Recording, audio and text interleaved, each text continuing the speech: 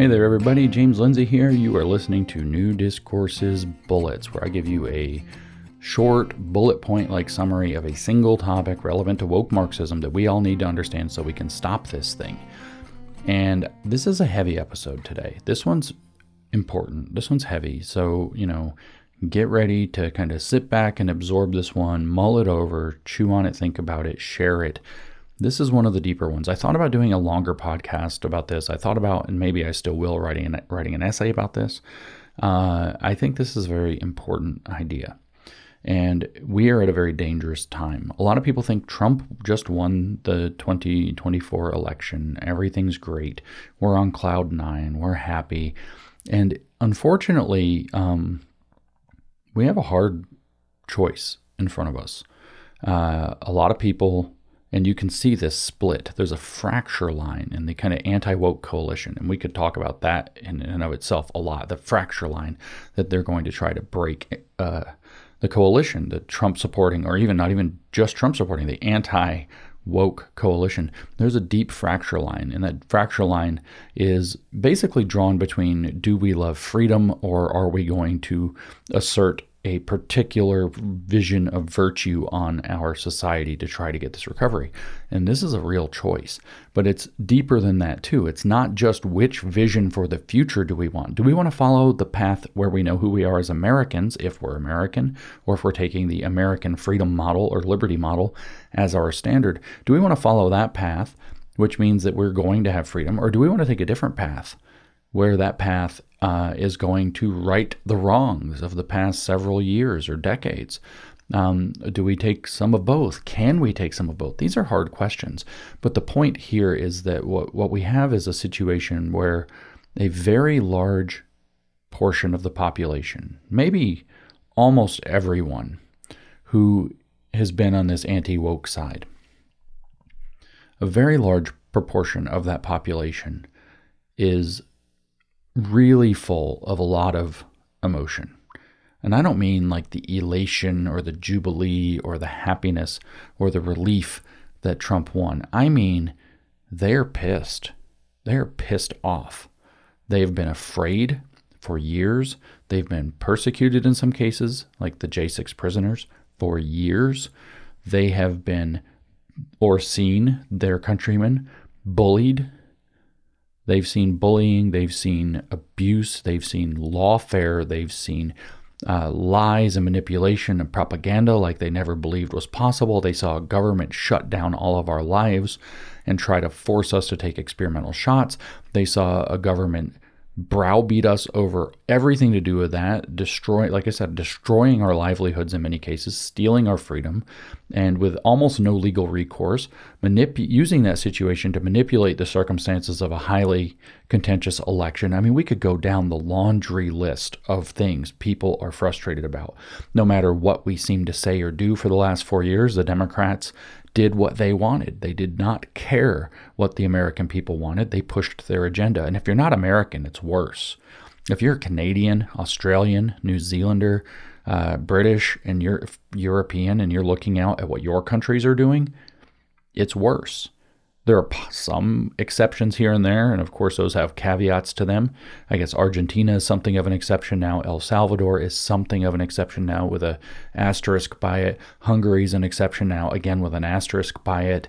This isn't the podcast for that, but it's a thing. But if you're in some other country, you're probably even more frustrated. We have a lot of pent-up negative emotion, for a lot of very good reasons. We want accountability, and a lot of people want not just accountability, but revenge. And this is a very dangerous situation. It's what you might call a powder keg. And powder kegs are volatile, unstable, and are likely to blow up and do a lot of damage. And we've really got to be aware of that circumstance. So the title of this episode and the theme of this episode is that we have a choice. And as far as I can tell, this is an either or. There is almost no having both. Maybe there's a very narrow line where you can have both, but we have a choice, and that choice is between catharsis and civilization. That's it. We are going to have to choose as we go forward Do we want to follow the course of letting those emotions flow and let them lead us until we have emotional satisfaction? In other words, catharsis for all of that frustration, anger, fear, despair that we've felt for years? Do we want a positive catharsis and just flow and go and let the winning become more winning and literally the passion, the libido of winning take us over so that we turn our winning into something toxic, which is another form of catharsis? Do we want catharsis? Do we want to be led by our emotions to feel better about what we've experienced? Or do we want to maintain civilization? And I don't think we can do both. I honestly don't. I've been thinking about this for a year. I've been meaning to write this or do this podcast for about a year. I haven't figured out when or how to do it. And I finally decided this was the right format. Civilization requires, I think we can all agree on this. The Greeks were aware of this. I'm not going to talk about the Romans because they did something very different, and that's a different path for us that I don't think that we should take. But the Greeks understood. They understood the idea that kind of the functioning person is like a charioteer. So you're a man riding in a chariot with powerful horses pulling you along. The chariot's not very big. It's not very heavy. That's your life. And then the man represents your reason, your capacity to think. And then the horses represent your passions, that emotion that will drag you along. And if you are a person who can put your reason in charge and channel the energy of your passions into productive directions with the reins that you're given, if you can put your reason ahead of your passions and control your passions with your reason, subordinate your passions, subordinate your libido, including the libido dominandi, including the libidos talked about to be freed by Herbert Marcuse in Eros and Civilization. If you can restrain and channel those using your reason, that is the road to civilization. That is the road to productivity. And the founding fathers of the United States would have clearly understood this. At the time, whether you want to call it the Enlightenment, that's a fraught term. It's a difficult term. It would be a 2-hour podcast to untangle that term as to what it means, what it refers to, whether it's good or bad. But at the time, some people have referred to it as the Age of Reason at the late 18th century. And they believed in the importance of reason. But our founding fathers in the United States were no fools. They also understood that human beings are fallible, that human beings are limited, that human beings, if we use the religious terminology, are fallen, and that we're subject to our passions, we're subject to lapses in our reason, that we are not always able to be rational. And they didn't have the modern language that we could use to talk about this, but they understood that in order to build a functioning civilization to the degree that it's possible, reason must restrain the passions. This is in fact part of what is meant, particularly on the moral word, when John Adams said that our Constitution is written for a moral and religious people and is wholly inadequate to the governance of any other. We can quibble about the religious part all we want. We can ask or wonder what he might have meant, given he was a universalist and a congregationalist before that. He wasn't exactly what we would call a mainstream Protestant right now. He wasn't a Catholic. So it's, when he says religious, it's maybe not exactly clear what he means, but when he said moral, it's quite clear what he means. And morality also means, it's also a dimension of your rational mind restraining your passions. Many of our crimes of passion are lapses in our rational mind when we get out of control pursuing catharsis. We had fear, frustration, anger, wrath, envy, whatever it was, boiling within us, and it needed to channel outward. And I think that we should choose civilization. I think that means we have to go forward soberly. I think that means we have to renounce many of the pathways to catharsis that we are tempted to take. And they are very tempting. They will feel good in the short term, like all indulgence into passions feel good, at least in the short term. Some work out longer, but most don't. And I think that we have to be very cautious. We have a very important choice ahead of us. And you're going to see, and I think this is kind of the big point, we're going to see people on both sides of this divide. There are people in high places, in powerful places, who are either pushing for or demanding or pursuing catharsis over civilization. They are not satisfied, and they demand satisfaction, and they are going to get that one way or the other. And if civilization falls away, well, that's because they're being led by their passions. They're in a pathos-driven or pathological state. They're not in a logos-driven state where reason is there to restrain the passions and channel that energy of the passions into productive outcomes.